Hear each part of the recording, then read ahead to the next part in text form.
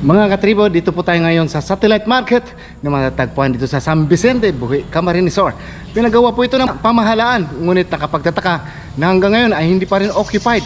Napakaganda, tiles ang flooring at maganda ang view. Tingnan nyo naman ang back view ko, napakaganda. At ang ilaw po ay kumpleto naman. Sadyang nakapagtataka na matagal-tagal na rin nakatiwangwang ang gusaling ito na tinatawag na Satellite Market. Gayong ang mga nagtitinda sa ngayon ay nagsisiksikan sa gilid ng kalsada at nagiging cause pa ng traffic.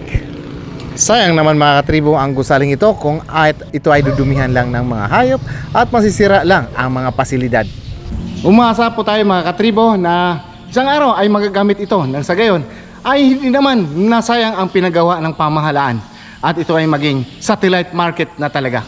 Dahil pag hindi ito nagamit, malamang masira lang.